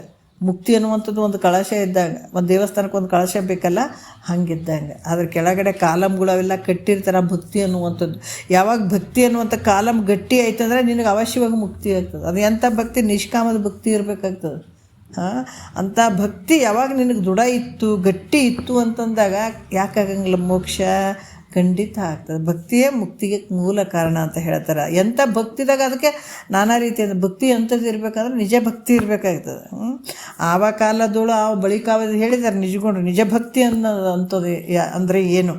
ಆವ ಕಾಲದೋಳು ಬಳಿಕ ಆವ ದೇಶದೋಳು ಬೇರಾವ ವಸ್ತುವಿನೋಳು ಒಡೆವರೆಯದ ಅತಿ ಮಮತೆ ಆವ ಪರಿಯೋಳು ತನ್ನ ಮೇಲಿರ್ಪುದಂತೆ ಗುರು ದೇವತೆಯೋಳು ಅನ್ನೋರಾಗ ವಿಹುದೇ ನಿಜ ಭಕ್ತಿ ಅಂತ ಹೇಳಿದ್ದಾರೆ. ನಮ್ಮ ಭಕ್ತಿಗಳು ಹೆಂಗಿರ್ತಾವೆ ಅಂದ್ರೆ ನಾವೆಲ್ಲರೂ ದೇವಸ್ಥಾನಕ್ಕೆ ಹೋದಾಗ ಸೀರೆ ಏನಾರ ಎಣ್ಣೆ ಹತ್ತದೇನೋ ಅಥವಾ ಧೂಳು ಹತ್ತದೇನೋ ಅಂತ ಆಸ್ಕೊಂಡು ಕೊಡುವಂಥ ಭಕ್ತಿಗಳು. ನಮ್ಮ ಹೊರಗಡೆ ಚಪ್ಪಲಿ ಬಿಟ್ಟಿದ್ದೀವಿ ಅಂದ್ರೆ ಮನಸ್ಸೆಲ್ಲ ಚಪ್ಪಲಿ ಮೇಲೆ ಇರ್ತದೆ. ಹೊಸ ಚಪ್ಪಲಿ ಬೇರೆ ಇಟ್ಟಿವಿ, ಯಾರು ಹಾಕೊಂಡು ಹೋಗಿರ್ತಾರೆ ಅನ್ನುವಂಥ ಭಕ್ತಿಗಳು ಬೇರೆ ನಮಗೆಲ್ಲ. ಎಲ್ಲಿ ಹೋದರೂ ಕೂಡ ನಮ್ಗೆ ಏನೇನೋ ಒಂದು ಗಂಟು ಹಾಕ್ಕೊಂಡೇ ಹೋಗಿರ್ತೀವಿ ಮನಸ್ಸಿನಾಗ. ಅಲ್ಲಿ ಒಳಗಡೆ ದೇವರಿಗೆ ನಾವು ಭಗವಂತನ ಭಕ್ತಿಯಲ್ಲಿ ಮಾಡ್ತೀವಿ ಹೇಳ. ಮನೆಯವ್ರ ಭಕ್ತಿನೇ ಮಾಡೋದೇ ಸಾಕಾಗಿಬಿಟ್ಟಿರ್ತದೆ. ದೇವ್ರ ಭಕ್ತಿ ಎಲ್ಲಿ ಮಾಡೋಕೆ ಸುಮ್ಮನೆ ಹೋಗಿರ್ತೀವಿ, ಅದು ಬರೀ ಭಕ್ತಿ ಆಗ್ತದೆ ಅಂದ್ರೆ ಭಕ್ತಿ ಅಲ್ಲ. ಯಾವುದೋ ಒಂದು ಪೂಜೆ ಮಾಡಿಸ್ತಿರ್ತೀವಿ ಮನೆಯಾಗ, ಬೇಗ ಬೇಗ ಹೇಳ್ಬಿಡ್ರಿ ಆ ಮಂತ್ರಗಿಂತ್ರ ಎಲ್ಲ ಬಡ ಬಡ ಬಡ ಹೇಳ್ಬಿಡ್ರಿ, ನಮ್ಗೆ ಹಸಿವಾಗ್ಯದ ಅಥವಾ ಲೇಟ್ ಆಗ್ತದಂತ ಬಡ ಬಡ ಮಾಡ್ತಿರ್ತೀವಿ. ಅಲ್ಲಿ ಶ್ರದ್ಧೆ ಐತೇನಲ್ಲಿ ಏನೂ ಇಲ್ಲ, ಸುಮ್ಮನೆ ಕಾಟಾಚಾರಕ್ಕೆ ಅವೆಲ್ಲ ಮಾಡುವಂಥದ್ದು. ಆದರೆ ಆ ಭಕ್ತಿಗಳು ಅಲ್ಲ. ನಾವು ಭಕ್ತಿ ಭಾಳ ಐತ್ರಿ ಅಂತ ನಾವು ಪೂಜೆ ಮಾಡಿಸ್ತೀವಿ, ಭಕ್ತಿ ಭಾಳ ಐತ್ರಿ ಅಂತ ಎಲ್ಲೆಲ್ಲೋ ಹೋಗೋಕೆ ತೀರ್ಥಯಾತ್ರೆಗೆ ಹೋಗ್ತೀವಿ, ಭಾಳಷ್ಟು ಏನೇನೋ ಮಾಡೋಕೆ ನಿಂದಿರ್ತೀವಿ, ಯಾಕಂದ್ರೆ ಭಕ್ತಿ ಭಾಳ ಅದಂತ. ಆದ್ರೆ ಅದು ಮನಸ್ಸಲ್ಲಿ ನಿಜ ಭಕ್ತಿ ಇರ್ತದೆ ಅನ್ನೋದ್ರೆ ಅಲ್ಲಿ ಇರೋಂಗಿಲ್ಲ. ನಿಜ ಭಕ್ತಿನೇ ಬೇರೆ, ಮಾಮೂಲಿ ಭಕ್ತಿಗಳೇ ಬೇರೆ. ಆದರೆ ಇಲ್ಲಿ ಏನು ಬೇಕು, ಮುಕ್ತಿಗೆ ಮೂಲ ಮುಖ್ಯವಾಗಿರುವಂಥದ್ದು ಯಾವುದು ಬೇಕು, ನಿಜ ಭಕ್ತಿ ಬೇಕಾಗ್ತದೆ. ಈ ರೀತಿ ಇದ್ದಾಗ ನಾವು ಶ್ರೀ ಶಂಭುವಿನ ಪಾದಪದ್ಮಗಳ ಭಕ್ತಿಯಿಂದ ಯಾರು ಅದನ್ನು ಮಾಡ್ತಾರ ಅಥವಾ ಕೃತಾರ್ಥನಾಗುವ ಅನ್ನುವಂಥದ್ರಲ್ಲಿ ಯಾವ ಸಂದೇಹ ಇಲ್ಲ ಅಂತ ಹೇಳ್ತಾರೆ. ಅಷ್ಟೊಂದು ಭಕ್ತಿ ಮಾಡಿದಂಥದ್ದಿಗೆ ಯಾವುದೋ ರೀತಿಯಿಂದ ಒಂದು ತೊಂದರೆ ಇರೋಂಗಿಲ್ಲ, ಅಥವಾ ಕೃತಾರ್ಥನಾಗಿರ್ತಾನ ಅನ್ನುವಂಥದ್ದು ಇದಕ್ಕೆ ಯಾವ ಸಂದೇಹನೂ ಇಲ್ಲ ಅಂತ ಇಲ್ಲಿ ಭಾಳಷ್ಟು ಅದ್ಭುತವಾಗಿ ಅವರು ಹೇಳ್ತಾರೆ. ಭಕ್ತಿ ಮುಖ್ಯವಾಗಿರುವಂಥದ್ದು. ಭಕ್ತ್ಯಾದಿಕ್ಕೆ ನಿರೂಪಣೆ ಸೂತ್ರ 17ಕ್ಕೆ ಪದ 128 ಅಂತ ಹೇಳಿ, ಈಗ ನೋಡ್ರಿ ಯಾವ ರೀತಿಯಾಗಲಿ ಈ ದೃಶ್ಯ ಪ್ರಪಂಚದ ವಿಚಾರಗಳನ್ನು ಹೇಳ್ತಾರೆ. ಅನೇಕ ವಿಧವಾದ ನಾಮರೂಪಗಳಿಂದ ಈ ಭೇದವೇ ಆಗಿರುವಂಥದ್ದಾಗಿರ್ಬೋದು, ಮತ್ತು ಶಿವ ಜೀವರಲ್ಲಿ ಭೇದ ಆಗಿರುವಂಥದ್ದು. ಯಾಕಂದರೆ ಯಾವುದೊಂದು ತೋರದೆ ಕೇವಲ ಈಗ ನಾನಾ ರೀತಿಯಿಂದ ತೋರ್ತದಪ್ಪ ಜಗತ್ತಿನೊಳಗೆ, ನಾಮರೂಪದಿಂದ ತೋರ್ತದೆ. ಅದಕ್ಕಿರುವಂಥದ್ದು ಒಂದು ಮೂಲ ಆಧಾರ ಐತೆ. ನಾನಾ ರೀತಿಯಿಂದ ಜಗತ್ತು ಭೇದಾಕಾರವಾಗಿ ತೋರ್ತದಂತಂದ್ರೂ ಕೂಡ ಅದಕ್ಕೆ ಮೂಲ ಆಧಾರ ಒಂದು ಐತೆ. ಜೀವ ಮತ್ತು ಶಿವರನ್ನುವಂಥ ಭೇದ ಅನ್ನು ತೋರ್ತದಲ್ಲ, ಅದು ಕೂಡ ಮೂಲ ಇರುವಂಥದ್ದು. ವಾಚ್ಯಾರ್ಥ ಲೆಕ್ಕದಾಗ ಭಿನ್ನ ಅನ್ನಿಸ್ತಾವೆ, ಲಕ್ಷ್ಯಾರ್ಥ ರೂಪದಾಗ ಅವು ಏಕವಾಗಿರುವಂಥದ್ದು. ಅದಕ್ಕೆ ಇವು ಯಾವುದೇ ತೋರಲಿ, ಜಗತ್ತಿನ ನಾಮರೂಪದಿಂದನೇ ತೋರಲಿ, ಶಿವಜೀವರು ಭೇದವನ್ನು ತೋರಲಿ, ಏನೇ ಇರಲಿ, ಯಾಕಂದರೆ ಯಾವುದೊಂದು ತೋರದೆ ಕೇವಲ ಅಖಂಡ ಏಕರಸವಾಗಿರುವಂಥದ್ದು, ಎತ್ತ ನೋಡಿದತ್ತ ಇರುವಂಥದ್ದು, ಎಲ್ಲಿ ನೋಡ್ತಿದೆ ಅದು ಇರುವಂಥದ್ದು. ಅದಕ್ಕೆ ಏನು ಹೇಳ್ತಾರೆ, ಭಕ್ತಿ ಅಂತ ಹೇಳ್ತಾರೆ. ಅದಕ್ಕೂ ಕೂಡ ಎಲ್ಲಿ ಅಖಂಡ ಏಕರಸವಾಗಿರುವಂಥದ್ದು, ಚಿದೇಕರಸವೇ ಎತ್ತ ನೋಡಿದತ್ತ ತೋರುವಂಥದ್ದು, ಅದಕ್ಕೆ ಭಕ್ತಿ ಅಂತ ಕೂಡ ಹೇಳ್ತಾರೆ. ಅದಕ್ಕೆ ಇಲ್ಲಿ ಪೂರ್ವ ಸೂತ್ರದಲ್ಲಿ ಶಂಭುವಿನ ಭಕ್ತಿಯನ್ನು ಮಾಡಿರಿ ಅಂತ ಸಾಮಾನ್ಯವಾಗಿ ಇಲ್ಲಿ ಜ್ಞಾನ ಪೂರ್ವ ಭಕ್ತಿಯನ್ನು ಹೇಳಿದರು. ಇನ್ನು ಜ್ಞಾನ ಆಗಿರಂಗಿಲ್ಲಲ್ಲ, ಜ್ಞಾನ ಆಗೋಕ್ಕಿಂತ ಮುಂಚೆ ಹೇಳುವಂಥ ಭಕ್ತಿಯನ್ನು ಹೇಳಿದರು. ಎಲ್ಲಿ ಇಷ್ಟತನ ಹೇಳಿದ್ದು, ಯಾಕಂದ್ರೆ ಶಂಭುಲಿಂಗನ ಒಂದು ಸಗುಣ ರೂಪದಲ್ಲಿರ್ತಾನೆ, ಆತನ ಪಾದಕಮಲಗಳನ್ನು ನೆನೆಸಿರಪ್ಪ, ನಿರಾಕಾರವಾಗಿಯೂ ಇರ್ತಾನೆ. ಈ ಥರ ನೀವು ಭಕ್ತಿಯನ್ನು ಮಾಡಿದರೆ ಆತ ಯಾವತ್ತೂ ನಿಮ್ಮನ್ನು ಕೈ ಬಿಡಂಗಿಲ್ಲ, ನಿಮ್ಮನ್ನು ಒಲಿತಾನೆ, ನಿಮ್ಗೆ ಕೃಪೆ ಮಾಡ್ತಾನೆ ಅಂತ ಯಾವಾಗ ಜ್ಞಾನಪೂರ್ವದಲ್ಲಿ ಈ ಜ್ಞಾನಪೂರ್ವದ ಭಕ್ತಿಯನ್ನು ಹೇಳಿದ್ರು ಇಷ್ಟೊತ್ತಿಂತನ. ಈಗ ಈ ಸೂತ್ರದ ಮುಂದಿನ ಸೂತ್ರದಲ್ಲಿ ಬಹಳ ವಿಶೇಷವಾಗಿ ಹೇಳುತ್ತಾರೆ. ಅಲ್ಲಿ ಅದರ ಜ್ಞಾನೋತ್ತರ ಭಕ್ತಿಯನ್ನು ನಿರೂಪಣೆ ಮಾಡ್ತಾರೆ. ಜ್ಞಾನಪೂರ್ವದ ಭಕ್ತಿ ಬೇರೆ, ಜ್ಞಾನೋತ್ತರ ಭಕ್ತಿ ಬೇರೆ. ಈ ರೀತಿಯಾಗಿ ಅಲ್ಲಿ ಜ್ಞಾನೋತ್ತರ ಒಂದು ಜ್ಞಾನಪೂರ್ವದಲ್ಲಿ ಹೇಳಿದಂಥ ಭಕ್ತಿಯನ್ನು ಇಷ್ಟೊತ್ತಿಂತನ ಈ ಥರ ಮಾಡು ಅಂತ ಹೇಳಿದರು. ಈಗ ಜ್ಞಾನೋತ್ತರ ವಿಚಾರವನ್ನು ಹೇಳ್ತಾರೆ. ಅಲ್ಲಿ ಯಾವ ಥರ ಭಕ್ತಿ ಇರ್ತದ ಅನ್ನುವಂಥದ್ದು ಈ ಒಂದು ವಿಚಾರವನ್ನು, ಭಕ್ತಿಯ ವಿಚಾರವನ್ನೇ ಹೇಳ್ತಾರೆ. ಇಲ್ಲಿ ಜ್ಞಾನ ಆದಮೇಲಿರುವಂಥ ಒಂದು ಭಕ್ತಿ ಯಾವ ರೀತಿ ಇರ್ತದ ಅನ್ನುವಂಥದ್ದು. ಇವಾಗ ನಾವು 18ನೆಯ ಸೂತ್ರ ನೋಡೋಣ ಒಂದು ಸ್ವಲ್ಪ. ಸರ್ವವೆಲ್ಲವನು ಚಿದಾತ್ಮ ಭಾವನೆಗೊಂಡು ಸರ್ವ ಸಮತ್ವದಿಂದಿರೇ ಭಕ್ತಿ. ನೋಡ್ರಿ ಇದು ನೋಡ್ರಿ, ಯಾಕಂತಾರೆ ಇದು ಭಕ್ತಿ ಯಾವುದು, ಜ್ಞಾನೋತ್ತರ ಆದಮೇಲೆ, ಜ್ಞಾನ ಆದಮೇಲೆ ಆಗುವಂಥ ವಿಚಾರವನ್ನು ಹೇಳ್ತಾರೆ ಅವರು. ಸರ್ವವೆಲ್ಲವನು ಅಂದ್ರೆ ಈ ಸರ್ವ ಎಲ್ಲವನ್ನು ನಾಮರೂಪಾತ್ಮಕ ಈ ಪ್ರಪಂಚ ಏನೈತಲ್ಲ ಇವೆಲ್ಲವೂ ಜಡ ಮತ್ತು ಚೇತನವಾಗಿರುವಂಥದ್ದು.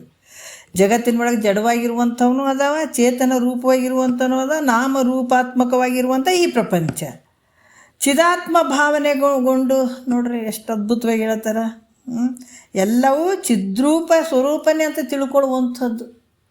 ಜಡವಾಗಿರುವಂಥ ವಸ್ತುವನ್ನಾಗಿರ್ಬೋದು, ಚೇತನವಾಗಿರುವಂಥದ್ದನ್ನೇ ಆಗಿರ್ಬೋದು, ಎಲ್ಲವೂ ಯಾವುದು ರೂಪ? ತನ್ನ ಸ್ವರೂಪ ಚಿದ್ರೂಪ ಆತ್ಮ ಸ್ವರೂಪವಾಗಿರುವಂಥದ್ದು, ಚಿದ್ರೂಪವಾಗಿರುವುದಂಥದ್ದನ್ನು ತಿಳಿಯುವಂಥದ್ದು. ಸರ್ವ ಸಮತ್ವದಿಂದಿರೆ, ಎಲ್ಲವೂ ಒಂದೇ. ಹೌದಲ್ಲ? ಯಾಕಂತಂದ್ರೆ ಎಲ್ಲವೂ ಒಂದಂತ ಇರುವಂಥದ್ದು. ಈ ರೀತಿ ಇದ್ದಾಗ ಅದು ಭಕ್ತಿ ಅಂತ ಕೂಡ ಹೇಳಿಸ್ಕೊಡುತ್ತದೆ. ಜಡದಿಂದ ಕೂಡಿದಂಥದ್ದಾಗಿರ್ಬೋದು, ಚೈತನ್ಯಾತ್ಮಕವಾದಂಥ ದ್ವೈತ ಪ್ರಪಂಚದ ನಾಮರೂಪಗಳನ್ನು ಇರುವಂಥದ್ದಾಗಿರ್ಬೋದು. ಯಾಕಂದ್ರೆ ಇದ್ರ ಒಳಗಡೆ ಹಿಂದೇನೈತಿ, ಜಗತ್ತಿನೊಳಗೆ ನಾವು ಇಂಥ ಆತ್ಮಸ್ವರೂಪವನ್ನು ಕಾಣಬೇಕಾದಾಗ 5 ಅಂಶಗಳು: ಅಸ್ಥಿ, ಭಾತಿ, ಪ್ರಿಯ, ನಾಮರೂಪ ಅಂತ ಹೇಳ್ಬಿಟ್ಟು. ಈ ನಾಮರೂಪ ತೆಗೆಯುವಂಥದ್ದು ಅಸ್ಥಿ, ಭಾತಿ, ಪ್ರಿಯ ಈ ರೀತಿಯಿಂದ ನೋಡಿದಾಗ ಭಗವಂತ ಎಲ್ಲ ಕಡೆ ತೋರ್ತಾನೆ.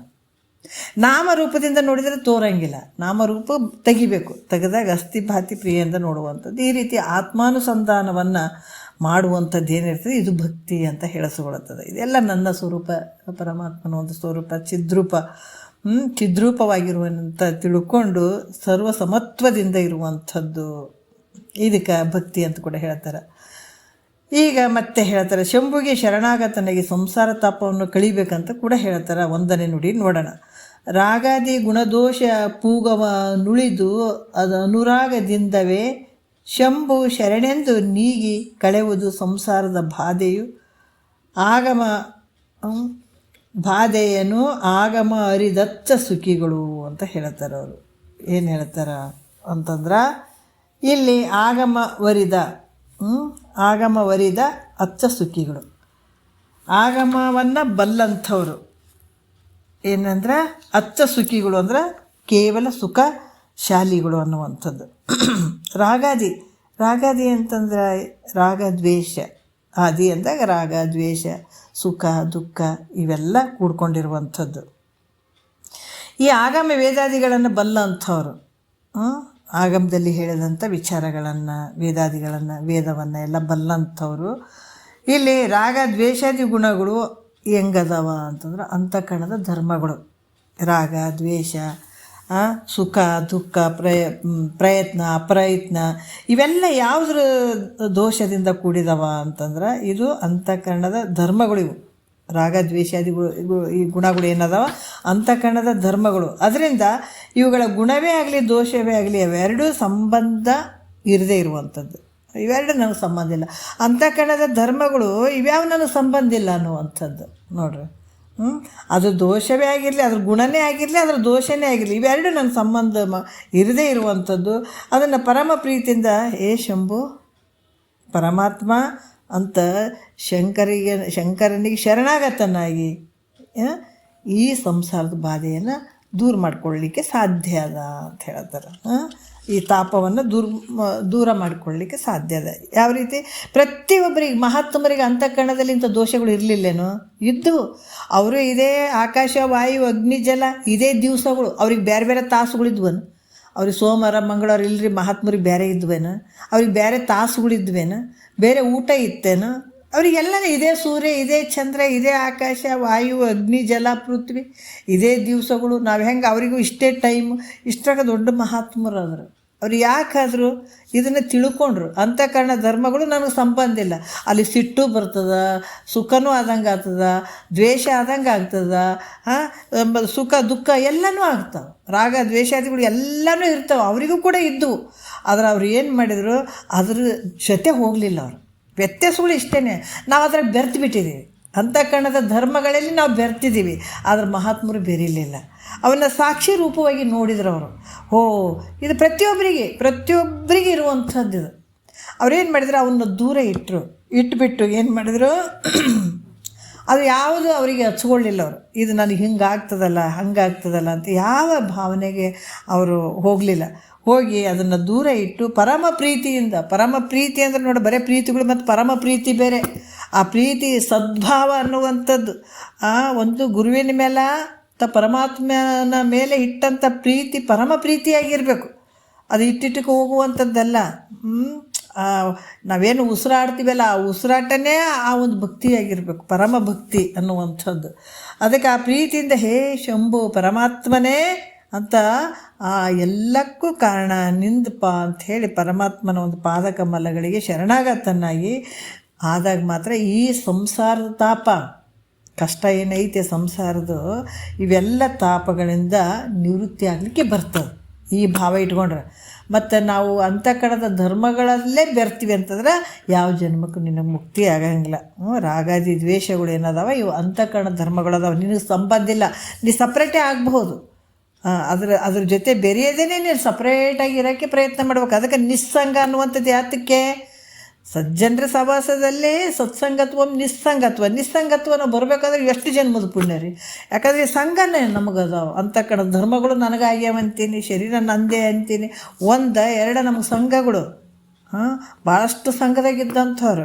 ಈಗ ಅವು ನಮಗೇನಾಗಬೇಕಾಗ್ಯದ, ಆ ಸಂಘದಿಂದ ಹೊರಗೆ ಬರಬೇಕಾಗ್ಯದ. ಈ ಸಂಘದಾಗ ಇದ್ದದಕ್ಕೆ ನಮಗೆ ಕಷ್ಟ ಸುಖ ನೋವು ಇವೆಲ್ಲ ಆಗ್ತಾ ಇದ್ದಾವೆ. ಈ ಸಂಘದಿಂದ ಹೊರಗೆ ಬಂದಾಗ ನಾವೇ ಅಚ್ಚ ಸುಖಿಗಳಾಗ್ತೀವಿ. ಎಂಥ ಸಂಘ ಅಂದರೆ ಇವೆಲ್ಲ ನಮ್ಮಲ್ಲಿರುವಂಥ ಕಷ್ಟ ಸುಖ ನೋವು ನಲಿವು ಏನು ಅದಾವ, ಸುಖ ದುಃಖ ಪ್ರಯತ್ನ ಅಪ್ರಯತ್ನ ಇವೆಲ್ಲ ರಾಗ ದ್ವೇಷ ಇವೆಲ್ಲ ನಮ್ಮಿಂದ ದೂರ ಹೋಗಬೇಕು. ಅಂದರೆ ಇವು ನನಗೆ ಸಂಬಂಧ ಇಲ್ಲ ಅಂತ ಕಾಣೋದು ಧರ್ಮಗಳು ಅದಾವೆ. ಹಂಗೆ ಅಂದ್ಕೊಂಡ್ಬಿಟ್ಟೆ ಅಂದ್ರೆ ಅವು ಏನೂ ಮಾಡಂಗಿಲ್ಲ, ಸುಮ್ಮನೆ ಬಿದ್ಕೊಂಡ್ಬಿಡ್ತಾವೆ. ಅದ್ರ ಜೊತೆ ಬೆರ್ತಿ ಅಂದರೆ ಅವು ಮತ್ತೆ ಭಾಳಷ್ಟು ಕುಣಿಲಕ್ಕೆ ಶುರು ಮಾಡ್ತಾವೆ. ಈಗ ನೋಡಿರಿ, ಇಬ್ಬರು ಜಗಳ ಆಡ್ತಿದ್ರಂದ್ರೆ ಒಬ್ರು ಹಿಡಿಯಕ್ಕೆ ಹೋಗಿದ್ರು, ಬೇಡ ಜಗಳ ಆಡಬೇಡ, ಸುಮ್ಮನೆ ಜಗಳ ಆಡ್ತಿದ್ರು ಅವರು. ಯಾರಾದರೂ ಹಂಗೆಲ್ಲ ಮಾಡೋಕೆ ಹೋಗ್ಬೇಡಂತ ಯಾರನ್ನೂ ಒಬ್ಬರು ಹಿಡೀರಿ ನೋಡಿ ಬರ್ತಕ್ಕಂತ ನಿಂತುಬಿಡ್ತಾರೆ, ಯಾಕಂದ್ರೆ ಅವ್ರು ಹಿಡಿಯೋರು ಇರ್ತಾರಲ್ಲಿ. ಅದ್ರಂಗೆ ಇಲ್ಲಿ ಕೂಡ ನಾವು ಯಾವಾಗ ಅಂತಃಕರಣ ಧರ್ಮಗಳು ನಾನು ಒಂದಾಗ ಇವು ಚೆನ್ನಾಗಿ ಆಟ ಆಡ್ಸೋಕೆ ಶುರು ಮಾಡ್ತಾವೆ. ಇವನ ಅಂತಃಕರಣ ಧರ್ಮಗಳು ಅದಾವೆ, ನನಗೆ ಸಂಬಂಧ ಇಲ್ಲ ಅಪ್ಪ, ಪರಮಾತ್ಮನೇ ಅಂತೇಳ್ಬಿಟ್ಟು ಯಾರು ಪರಮಾತ್ಮನ ಒಂದು ಪಾದಕಮಲಗಳಿಗೆ ಶರಣಾಗ್ತಾರ ಅವಾಗ ಈ ಸಂಸಾರದ ತಾಪ ಜನನ ಮರಣ ಅನ್ನುವಂಥ ತಾಪ ನಿವೃತ್ತಿ ಮಾಡ್ಕೊಳಕ್ಕೆ ಸಾಧ್ಯ ಆಗ್ತದೆ. ಮತ್ತು ಇಲ್ಲಿ ಕೂಡ ಎರಡನೇ ನುಡಿಯಲ್ಲಿ ಹೇಳ್ತಾರ, ಶಿವನಲ್ಲಿ ಅಭೇದರಾದವರು ಮುಕ್ತರ ಅನ್ಯರು ಬದ್ಧರ ಶಾಸ್ತ್ರಗಳು ಹೇಳ್ತಾವ. ನೋಡ್ರಿ, ಶಿವನಲ್ಲಿ ಅಭೇದರಾದಂಥವರು ನೋಡ್ರಿ ಹೆಂಗದ ಶಾಸ್ತ್ರ. ಅದಕ್ಕೆ ಹೇಳ್ತಾರೆ, ಸರ್ಪಭೂಷಣ ಕೂಡ ಹೇಳ್ತಾರೆ, ಪರತತ್ವ ಸಾಧ್ಯವಾಗುವುದೇ ಜೀವ ಪರಮಾರ ನೊಡಗೂಡದವರಿಗೆ ಬರಿದೆ. ನೋಡ್ರಿ ಎಷ್ಟು ಅದ್ಭುತವಾಗಿ, ಕಾಮ ಕಾಲರ ಗೆಲ್ಲದವಗೆ ಕೆಟ್ಟ ಹೇಮ ಕಾಮಿನಿ ಭೂಮಿಗಳ ಬಿಡದವಗೆ ನಾಮರೂಪಕ್ಕೆ ಮೋಯಿಸುವಗೆ ಮಿಕ್ಕ ಪ್ರೇಮಾಸ್ತಿ ಭಾತಿಯ ನೊಡಗೂಡದವಗೆ ಪರತತ್ವ ಸಾಧ್ಯವಾಗುವುದೇ. ಎಷ್ಟು ಚಂದ ಹೇಳ್ತಾರೆ ನೋಡ್ರಿ. ಇಲ್ಲಿ ಕೂಡ ಹೇಳ್ತಾರೆ, ಏನು ಹೇಳ್ತಾರೆ ಎರಡನೇ ನುಡಿಯಲ್ಲಿ, ಶಿವನನ್ನು ತನ್ನೊಡವಿನ ವಿನಃ ಭಾವನೆಗಳು ಸುವಿಚಾರದಿಂದ ಕಾಣಬಾತಂಗೆ ಭವಬಂಧ ಒಳಿಗುಂ ಅನ್ಯರಿಗೆ ಸಂಸ್ಕೃತಿ ಎಂದು ಪವನವೆನಿಪ ವೇದ ಮೊರೆಯುವುದು. ನೋಡ್ರಿ, ಶಿವನ್ ಎಷ್ಟು ಅದ್ಭುತವಾಗಿ ಹೇಳ್ತಾರೆ. ಶಿವನನ್ನು ಅಂದರೆ ಶಂಕರನನ್ನು ತನ್ನೊಡನೆ, ನೋಡ್ರಿ, ತನ್ನೊಡನೆ ಅವಿನ ಭಾವನೆಗಳು, ಶಿವನನ್ನು ತನ್ನೊಡನೆ ಅವಿನ ಭಾವನೆಗಳು ಸುವಿಚಾರದಿಂದ ಕಾಣಬಾತಂಗೆ ಭವಬಂಧ ಒಳಿಗುಂ ಅನ್ಯರಿಗೆ ಸಂಸ್ಕೃತಿ ಎಂದು ಪವನವೆನಿಪ ವೇದ ಮೊರೆಯುವುದು. ನೋಡ್ರಿ ಎಂಥ ಒಂದು ಅದ್ಭುತವಾಗಿ ಹೇಳ್ತಾರೆ. ಏನು ಹೇಳ್ತಾರೆ? ವೇದದ ಪ್ರಮಾಣ ಹೇಳ್ತಾ ಇದ್ದೀನಿ ಮೈತ್ರ. ಪರಮಾತ್ಮನನ್ನು ತನ್ನೊಡನೆ ಯಾರು ಅಭೇದ ರೂಪದಿಂದ ಕಾಣುವರೋ, ಮತ್ತು ಇನ್ನೇನು ಬೇಕು ಹೇಳ್ರಿ, ಇದಕ್ಕಿಂತ ಇನ್ನೇನು ಬೇಕು ಹೇಳ್ರಿ? ಗುರುನಾಥ ಇಷ್ಟೆಲ್ಲ ಹೇಳ್ತಾನಂದ್ರೂ ಕೂಡ ದೇವರು ನಮಗೆ ಅನ್ಯ ಅದಾನ, ನಮ್ಮನ್ನು ಬಿಟ್ಟು ಬೇರೆ ಅದಾನಂತ ನಾವು ಹೊರಗೆ ಹುಡ್ಕೋಕೆ ಹೋದ್ರೆ ನಮ್ಮಷ್ಟು ಮೂರ್ಖರು ಯಾರಿಲ್ಲ. ಯಾಕಂದ್ರೆ ಗುರು ಸಿಕ್ಕಿಲ್ಲ, ನಮಗೆ ಈ ವಿಚಾರ ಕಿವಿಗೆ ಬಿದ್ದಿಲ್ಲ ಅಂದರೆ ನಾವು ಮಾಡೋಣ, ಯಾಕೆ ಗೊತ್ತಿಲ್ಲ. ಆದ್ರೆ ಗೊತ್ತಿದ್ದು ಮಾಡುವಂಥದ್ದು ಏನಿರ್ತದಲ್ಲ ಭಾಳ ಮೂರ್ಖತನ ಮುಂದೆ ಇಟ್ಟಂಗೆ. ಏನು ಹೇಳ್ತಾರೆ ಇಲ್ಲಿ? ಪರಮಾತ್ಮನನ್ನು ತನ್ನೊಡನೆ ಯಾರು ಅಭೇದ ರೂಪದಿಂದ ಕಾಣ್ತಾರೋ, ಭೇದ ಅಂದ್ರೆ ಅದು ಬೇರೆ ಇದು ಬೇರೆ, ದೇವರು ಬೇರೆ ನಾನು ಬೇರೆ ಅನ್ನುವಂಥದ್ದು ಭೇದ. ಆದ್ರೆ ದೇವರು ನಾನೇ, ಆ ಪರಮಾತ್ಮನ ಸ್ವರೂಪನೇ ನಾನು ಇದ್ದೀನಿ, ನಾನು ಬೇರೆಲ್ಲ ಪರಮಾತ್ಮ ಬೇರೆಲ್ಲ ಅನ್ನುವಂಥ ಅಭೇದ ರೂಪದಿಂದ ಕಾಣುವಂಥದ್ದು. ಆತ ಈ ಸಂಸಾರದಿಂದ ಬಿಡುಗಡೆ ಆಗ್ತಾನ. ಈ ಭೇದ ಇದ್ದದಕ್ಕಾಗೆ ಇಷ್ಟೆಲ್ಲ ಬಂದದ. ಮತ್ತು ನೀನು ಅದು ಇದು ಭೇದತ್ವ ಮಾಡಿದ್ರೆ ನಿನಗೆ ಯಾವಾಗ ಮೋಕ್ಷ ಆಗ್ತದೆ? ಅದಕ್ಕೆ ಹೇಳ್ತಾರೆ ಇಲ್ಲಿ ಕರ್ಮದಲ್ಲಿ ಮೋಕ್ಷ ಇಲ್ಲ ಅಂತ. ಯಾತಕ್ಕೆ ಹೇಳ್ತಾರೆ? ದೇವ್ರು ಬೇರೆ ನಾನು ಬೇರೆ, ಅದು ಬೇರೆ ಇದು ಬೇರೆ ಅಂದಾಗ ಎಲ್ಲಿ ಆಗ್ತದೋ ನಿನಗೆ? ಮತ್ತೊಂದಿಷ್ಟ ಏನು ಬೆಂಕಿ ಏನು ಗಾಯ ಆಗ್ಯದ, ಕೈಗೆ ಗಾಯ ಆಗ್ಯದ, ಮತ್ತು ಬಿಸಿ ನೀರು ಅಥವಾ ಬೆಂಕಿ ಹಾಕ್ಕೊಂಡ್ರೆ ಸುಮ್ಮನೆ ಸುಡದೆ ಬಿಡ್ತದೆ. ಮತ್ತೊಂದಿಟ್ಟು ತೊಂದರೆ ಕೊಡ್ತದೆ, ತ್ರಾಸು ಕೊಡ್ತದದು. ಅದಕ್ಕೆ ಅಂಥ ತ್ರಾಸಿನಿಂದ ಬಂದವನು ಇದು ನೀನು. ಇಂದ ಬೇಕಾದಷ್ಟು ಕಷ್ಟಪಟ್ಟು ಬಂದವನು ಮತ್ತೆ ನಿನ್ನ ಅವಿವು ಮಾಡಿಕೊಂಡು ಅಲ್ಲಿ ಬೇರೆ ಅದನ್ನು ದೇವ್ರು, ಇಲ್ಲಿ ಬೇರೆ ಅದನ್ನು ದೇವ್ರು ಅಂತ ಹೊಂಟೆ ಅಂದ್ರೆ ಆನಂದ ಯಾವಾಗ ಆಗ್ತದಪ್ಪ ನಿನಗೆ? ಅದಕ್ಕೆ ಯಾರು ಪರಮಾತ್ಮನೊಡನೆ ತನ್ನೊಡನೆ ಯಾರು ಅಭೇದ ರೂಪದಿಂದ ಕಾಣ್ತಾರೋ ಅವನು ಈ ಸಂಸಾರ ಸಾಗರದಿಂದ ಮುಕ್ತನಾಗ್ತಾನೆ ಅಂತ ಹೇಳ್ತಾರೆ. ಅದಕ್ಕೆ ಅಭೇದ ಸ್ಥಿತಿ ಬರಬೇಕಾಗ್ಯದ. ತತ್ವಮಸಿ 4 ವೇದಗಳು ಇದನ್ನೇ ಹೇಳಿದಂಥದ್ದು. ತತ್ವಮಸಿ ನೀನೇ ಪರಮಾತ್ಮ. ಯಾಕೆ ಹೇಳಿದೆ ನೋಡ್ರಿ, ಮಕ್ಕಳಿಗೆ ಸ್ಕೂಲಿಗೆ ಕಳಿಸ್ತೀವಿ, ಒಂದೊಂದು ಬುಕ್ಕುಗಳು ಇರ್ತಾವೆ. ಅಲ್ಲಿ ಏನು ಫಸ್ಟ್ ಬರೆದಿರ್ತಾರೆ, ಮಾಮೂಲಿ ಕನ್ನಡ ಅಂತ ಬರೆದಿರ್ತಾರೆ, ಇಂಗ್ಲೀಷ್ ಅಂತ ಬರೆದಿರ್ತಾರೆ, ನಾನಾ ರೀತಿ ಆಯಾ ಸಬ್ಜೆಕ್ಟ್ಗಳಿಗೆ ಅನುಗುಣವಾಗಿ. ಈಗ ಪೊಲಿಟಿಕಲ್ ಸೈನ್ಸ್ ಅಂತ ಬರೆದಿರ್ತಾರೆ, ಸೋಷಿಯಾಲಜಿ ಅಂತ ಬರೆದಿರ್ತಾರೆ, ಮ್ಯಾಥ್ಸ್ ಅಂತ ಬರೆದಿರ್ತಾರೆ, ಹಲವಾರು ರೀತಿಯಿಂದ ಬರೆದಿರ್ತಾರೆ. ಹೆಸರು ಯಾಕೆ ಬರೆದ್ರು? ನಾವು ಪೊಲಿಟಿಕಲ್ ಸೈನ್ಸ್ ಅಂದ್ರೆ ನಾವು ಅದ್ರ ಒಳಗಡೆ ಪಾಲಿಟಿಕ್ಸ್ ರಾಜಕೀಯ ವಿಚಾರಗಳೇ ಅದ್ರಾಗ ಆಗಿರೋಂಥ ಆ ಬುಕ್ಕಿನಲ್ಲಿ ಇರ್ತಾವಂತ ತಿಳ್ಕೊಳ್ತೀವಿ. ಸೋಷಿಯಾಲಜಿ ಅಂದರೆ ಅದು ಸಮಾಜಶಾಸ್ತ್ರ, ಅದರಲ್ಲಿ ಎಲ್ಲ ಇರ್ತಾವಂತ ನಾವು ತಿಳ್ಕೊಳ್ತೀವಿ. ಹೌದಲ್ಲ? ಅದ್ರ ಬಗ್ಗೆನೇ ಓದ್ತೀವಿ. ಅದು ಬಿಟ್ಟು ಬೇರೆ ಓದ್ತೀವಿ ಅನ್ನೋದ್ರಾಗ ಇಲ್ಲ.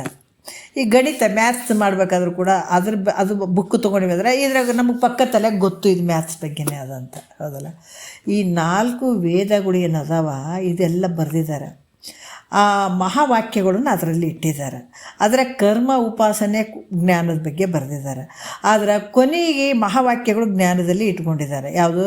ಅಹಂ ಬ್ರಹ್ಮಾಸ್ಮಿ ಅನ್ನುವಂಥದ್ದು, ತತ್ವಮಸಿ ವಾಕ್ಯ ಅನ್ನುವಂಥದ್ದು, ಪ್ರಜ್ಞಾನ ಬ್ರಹ್ಮ ಅನ್ನುವಂಥದ್ದು, ಐಮಾತ್ಮ ಬ್ರಹ್ಮ ಅನ್ನುವಂಥದ್ದು, ಇವೆಲ್ಲ ಮಹಾವಾಕ್ಯಗಳು.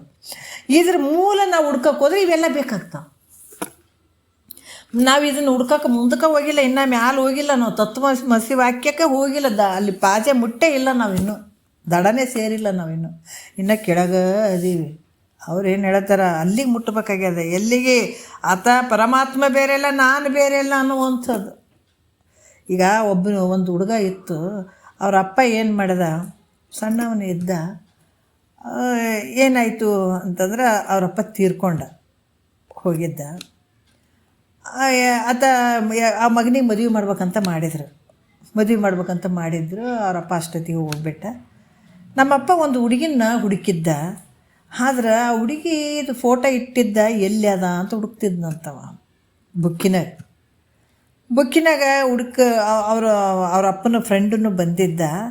ಕೂತ್ಕೊಂಡಾಗ ನಮ್ಮಪ್ಪ ಒಂದು ಹುಡುಗಿನ ನೋಡಿದ್ದ, ಒಂದು ಫೋಟೋನೇ ಇಟ್ಕೊಂಡಿದ್ದ. ನಾನು ಯಾವಾಗ ನೋಡಿದ್ದೀನಿ, ಎಲ್ಲಿಟ್ಟಿದ್ದಾನ ಅಂತೇಳ್ಬಿಟ್ಟು ಎಲ್ಲ ಬುಕ್ಗಳನ್ನು ಹುಡುಕಿದ. ಒಂದು ಬುಕ್ ಸಿಕ್ಕಿತ್ತು, ಪುಸ್ತಕ ಸಿಕ್ಕಿತ್ತು. ಅದರ ಹುಡುಕಿ ನೋಡ್ದ. ನೋಡಿಬಿಟ್ಟು ಕೇಸಿ ಅದನ್ನು ಸಣ್ಣ ಹುಡುಗಿ ಫೋಟೋ ಇತ್ತದು, ಸಣ್ಣ ಹುಡುಗಿ ಫೋಟೋ. ಇವಾಗ ಸಣ್ಣ ಹುಡುಗಿ ಫೋಟೋ, ಈ ಹುಡುಗಿನ ನನಗೆ ಮದುವೆ ಮಾಡ್ಬೇಕಂತ ಇಟ್ಟಿದ್ದೇನೋ ನಮ್ಮಪ್ಪ ಅಂತೇಳ್ಬಿಟ್ಟು ಅದಕ್ಕೆ ತೋರಿಸಿದ, ಈ ಫೋಟೋ ನೋಡಿ, ಈ ಹುಡುಗಿ ಫೋಟೋ ಅಂತ. ಆವಾಗ ಆತ ಹೇಳ್ದ, ಅವ್ರ ಫ್ರೆಂಡ್ ಹೇಳ್ದಪ್ಪ, ನೀ ಯಾರಂತ ತಿಳ್ಕೊಂಡಿಯೋ? ನೀನು ಚಿಕ್ಕವನಿರ್ಬೇಕಾದಾಗ ಈ ವೇಷ, ಹೆಣ್ಣಿನ ವೇಷ, ಫ್ರಾಕ್ ಅದೆಲ್ಲ ಹಾಕಿ ನಿನಗಿಷ್ಟೆಲ್ಲ ಸಿಂಗಾರ ಮಾಡಿ ನಿಮ್ಮಪ್ಪ ತೆಗೆದು ಫೋಟೋ ಅದು ನೀನೇ ಇದೆಪ್ಪ ಅಂತ ಹೇಳಿದಂತ. ಅದು ಬೇರೆ ಅಂತ ತಿಳ್ಕೊಂಡು ಆತ ಹುಡ್ಕಕತ್ತಿದ್ದ. ಅದು ಆ ಫೋಟೋ ಬೇರೆ ಫೋಟೋ ಐತೆ, ನಮ್ಮಪ್ಪ ನನಗೆ ಮದುವೆ ಮಾಡೋಕೆ ಇಟ್ಟಂಥ ಹುಡುಗಿ ಅಂತ ತಿಳ್ಕೊಂಡಿದ್ದಾವ. ಯಾಕಂದರೆ ಅವನಿಗೆ ಗೊತ್ತಾಗಿಲ್ಲ, ಅವನಿಗೆ ಚೆಂದಾಗಿ ಸಿಂಗಾರ ಮಾಡಿದ್ರು ಹುಡುಗಿ ಥರನೇ ಮಾಡಿಬಿಟ್ಟು ಆ ಫೋಟೋ ತೆಗೆದು ಇಟ್ಕೊಂಡು ಅವರಪ್ಪ ತೆಗೆದು ನೋಡಿ ಇಡ್ತಿದ್ದ. ಅವನಿಗೇನಿಸ್ತು, ಈ ಹುಡುಗಿ ನನಗೆ ಕೊಡಬೇಕಂತಲೇ ಇಟ್ಟಂಥ ಹುಡುಗಿ ಇರ್ಬೋದು, ನಮ್ಮಪ್ಪ ಅದಕ್ಕೆ ನೋಡ್ತಾ ಇದ್ದಾನಂತ ಇವನಿಗೆ ಭ್ರಮೆ ಆಗಿತ್ತು. ಆವಾಗ ಆತನ ಫ್ರೆಂಡ್ ಹೇಳ್ದ, ನೀನು ಯಾರಂತ ತಿಳ್ಕೊಂಡಿಯೋ ಆತನೇ ನೀನೇ ಇದೆ, ಬೇರೆ ಇಲ್ಲ ಅಂತ ಹೇಳಿದಾಗ ಅದಕ್ಕೆ ಭಾಳಷ್ಟು ಆಶ್ಚರ್ಯ ಆಯಿತು ಅಂತ. ಹಾಗಾಗಿ ಜನ್ಮಾಂತರದಲ್ಲಿ ನಾವು ಯಾರು ಇದೀವಿ ಅಂತ ನಾವು ಕಳ್ಕೊಂಡ್ಬಿಟ್ಟಿದ್ದೀವಿ. ಈ ದಡಕ್ಕೆ ಬರಬೇಕು, ನಾನು ಯಾರು ಇದ್ದೀನಿ ಅಂತ ತಿಳ್ಕೊಳ್ಬೇಕನ್ನುವಂಥದ್ದು ಸಾಮಾನ್ಯ ಅಲ್ಲ. ಅದಕ್ಕೆ ಮಹಾತ್ಮರು ಹೇಳ್ತಾರೆ, ಯಾವಾಗ ಪರಮಾತ್ಮನೊಡನೆ ಆತಗೆ ನನಗೆ ಯಾವ ಭೇದ ಇಲ್ಲ, ಆತನೇ ನಾನೇ ಆತ, ನನ್ನ ಸ್ವರೂಪ ಪರಮಾತ್ಮನ ಸ್ವರೂಪ ಅಂತ ಯಾರು ಅಭೇದ ರೂಪದಿಂದ ಕಾಣ್ತಾರೋ ಅವರು ಈ ಸಂಸಾರ ಸಾಗರದಿಂದ ದಾಟಕ್ಕೆ ಸಾಧ್ಯ ಅವ್ರು ದಾಟ್ತಾರೆ ನೋಡಪ್ಪ. ಮತ್ತು ಅನ್ಯರು ನೋಡ್ರಿ, ಭೇದ ಬುದ್ಧಿ ಉಳ್ಳಂಥವ್ರು ಮಾತ್ರ ಹುಟ್ಟೋದು ಸಾಯೋದು. ಅವ್ರಿಗೆ ಇನ್ನೇನು ಕೆಲಸ ಇರ್ತದೆ ಹೇಳ್ರಿ? ಇಲ್ಲಿಂದ ಗಂಟು ಹಾಕ್ಕೊಂಡು ಹೋಗೋದು, ಅದನ್ನು ಮತ್ತೆ ತರೋದು, ಇಲ್ಲಿ ಉಣೋದು, ಮತ್ತೊಂದಿಷ್ಟು ಗಂಟು ಹಾಕ್ಕೊಂಡು ಹೋಗೋದು, ಬರೀ ಇದೇ ಕೆಲಸನೇ. ಬಂದು ಇಲ್ಲಿ ಕಣ್ ತೆಗೆದು ನೋಡಿದೀವಿ ನಾನು ಒಂದು. ಅದಕ್ಕೆ ಮಹಾತ್ಮರು ಏನು ಹೇಳ್ಬೇಕು ಹೇಳ್ರಿ? ಹಾಂ, ಎಲ್ಲ ಹೇಳ್ತಾರೆ, ಹೆಂಡ್ತಿ ಮಕ್ಕಳು ಎನ್ನವ ಸತಿಪುತ್ರ ಎನ್ನವರೊಂದು ನೆಚ್ಚಿರುವೆ, ಮರಣ ಕಾಲದಿ ನಿನ್ನ ಹಿಂದೆ ಬಹರೆ ಇರುವ ದ್ರವ್ಯವೆಲ್ಲವನ್ನು ಕೊಟ್ಟು ಕಳಿಸುವರೆ, ಯಮಪುರದ ಬಾಧೆಯನ್ನು ಬಂದು ಬಿಡಿಸಿಕೊಂಬುವರೆ. ಮಹಾತ್ಮರು ಎಷ್ಟು ಹೇಳ್ತಾರದ್ರ ನಮಗೆ ತಲೆಗೆ ಎಂಥ ತಲೆ ಇರ್ಬೋದು ಹೇಳ್ರಿ. ನಾವು ಒಂದರ ತಲೆಗೆ ಹೋಗ್ತಾವೇನ್ರಿ? ಯಾರನ್ನ ಬೈದರು. ಅದಕ್ಕೆ ಒಂದು ಸಲ ಸಿದ್ಧಾರೂಢರು ಹಂಗೆ ಆಯಿತು.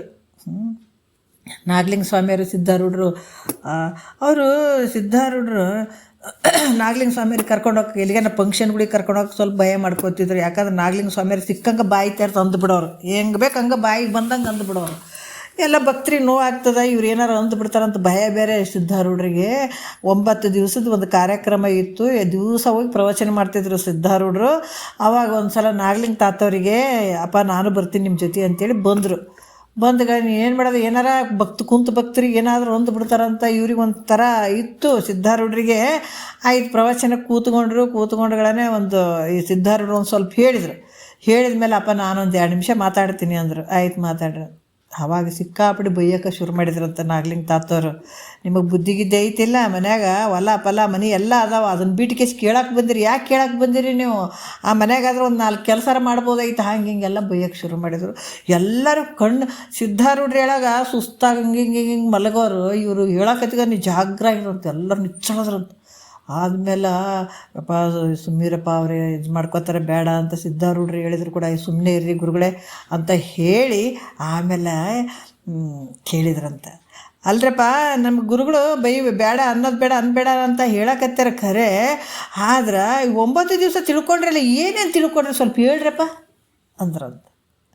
ನೋಡ್ರಿ ಗುರುಗಳೇ, ಅದಕ್ಕೆ ಈಗ ಬೇಡ, ಅಷ್ಟನ್ನೇ ಬೇಡ, ಈಗ ಒಂದು ತಾಸಿನಿಂದ ಏನೇನು ಹೇಳಿದಾರೆ ಹೇಳ್ರಪ್ಪ ಅಂದ್ರಂತ. ಒಬ್ಬರು ನಿಂತು ಹೇಳಕ್ಕೆ ರೆಡಿನೇ ಇರಲಿಲ್ಲ. ಅದಕ್ಕೆ ಮತ್ತೆ ಹೇಳಿದ್ರಂತ, ಈಗ ಇನ್ನೊಬ್ರು ಹೇಳಿದ್ರಂತ, ಈಗ ನಾಗಲಿಂಗ ಅಜ್ಜವರು ಏನೋ ಅಂದ್ರಲ್ಲ, ಅದು ಸ್ವಲ್ಪ ಹೇಳ್ರಪ್ಪ ಏನು ಅಂದಗಳನ್ನೇ ಎಲ್ಲರೂ ನಿಂತು ನಾ ಹೇಳ್ತೀನಿ ನೀ ಹೇಳ್ತೀನಿ ಅಂತ ಹೇಳಕ್ಕೆ ಶುರು ಮಾಡಿದ್ರು ಅಂಥವ್ರು ನಾವು.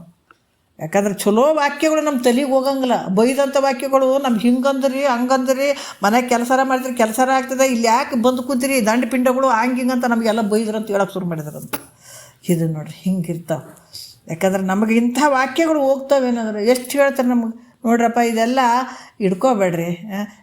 ಸತಿಪುತ್ರರು ಎನ್ನವರೊಂದು ನೆಚ್ಚಿರುವೆ, ಮರಣ ಇವರೆಲ್ಲ ಬರ್ತಾರೇನು ಹೋಗ್ತಾರೆ, ಇಂಥವ್ರೆಲ್ಲ ಆಸ್ತಿ ಬಿಟ್ಬಿಡ್ರಪ್ಪ ಅಂತ ಭಾಳಷ್ಟು ಬುದ್ಧಿವಾದ ಹೇಳಿದ್ರು ಕೂಡ ನಮ್ಗೆ. ಅದಕ್ಕೆ ಹೇಳ್ತಾರೆ, ಬೊಮ್ಮವನ ಅರಿವಿನೆಂದು ಬಳಲುವರು, ತಮ್ಮ ನೇತಿಗಳಿದು ಅನ್ಯವನ್ನೇ ನೋಡಿ ಮನೆಗೆ ಹೊರಗೋಗಿ ಸಾಯ್ತಾವ್ರಿ. ಅಲ್ಲಿ ಆ ದೇವ್ರು ಈ ದೇವ್ರು ಅಂತ ಹೊರಗೋಗಿ ಭಕ್ತಿ ಮಾಡ್ತಾವಲ್ಲ ಇವೆಲ್ಲ.